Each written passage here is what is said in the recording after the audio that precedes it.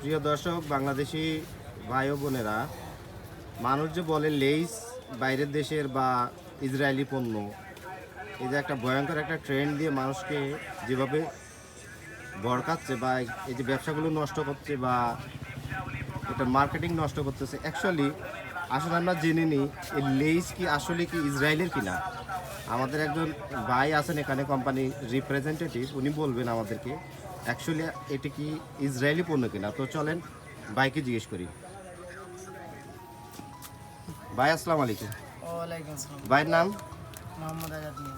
মোহাম্মদ আজাদ মিয়া। ভাই কি কাজ করেন? আমি লেইসে আছি ভাই। লেইজে আছেন। আসলে লেইস কি এটা কি ইসরায়েলি পণ্য কিনা?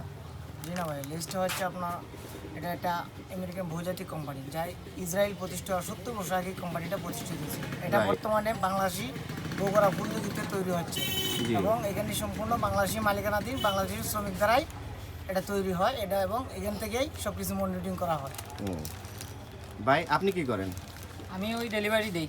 ডেলিভারি দেন। তা আপনার হিসাবে কি মানুষ কি আপনাদেরকে রাস্তায় কি কোনো রকম সমস্যা করছে কিনা? না, এরকম কোনো সমস্যা করছে না, বাট দোকানদারে তো অনেক প্রশ্নের সম্মুখীন করা লাগে যে ইসরায়েলি রাখবো না, অনেক সময় প্রবলেম করে যে এই মালটা আমি রাখবো না। তো আমি রিকোয়েস্ট করি ভাই, এগুলো তো আমাদের বাংলাদেশি, জি আমাদের বাংলাদেশের পণ্য বাংলাদেশের শ্রমিকরা কাজ করে, বর্তমানে তো আমি কাজ করি আর জি ওই রকমই বুঝাই বাজাইয়া দিয়া আসছি, এরকম আর কি।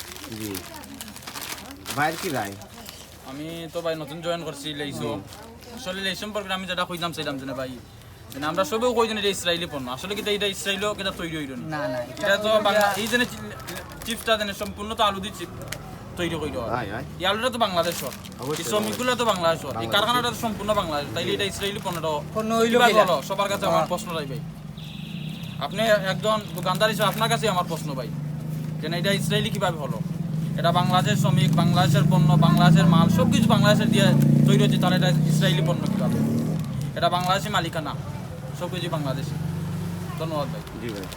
তো দর্শক, বোঝা গেল অ্যাকচুয়ালি এই যে মানুষের কথায় কান দেবেন না, নিজে একটা জিনিস মাথা বুদ্ধি খেলায় মানুষের মানে ক্ষতি অ্যাটলিস্ট করবেন না। আপনার যদি বয়কট করার কোনো ভাষা থাকে আপনি দয়া করে খায়েন না, কিনেন না, কিন্তু কাউকে গিয়ে হামলা করা, কারোর দোকানে হাত দেওয়া, এটা কিন্তু আপনার পারিবারিক শিক্ষা হইতে পারে না। আর এটা কাইন্ড অফ মব জাস্টিস। আপনি কিন্তু কখনো আইন নিজের হাতে তুলে নিতে পারেন না। আর এগুলো নিয়ে তর্ক বিতর্ক থাকবে, বাট দয়া করে কেউ কারোর ক্ষতি করবেন না, আর ভুয়া কথা উড়ো কথায় কান দেবেন না। তো ভালো থাকবে সবাই, ইনশাল্লাহ দেখা হবে নেক্সট ভিডিওতে।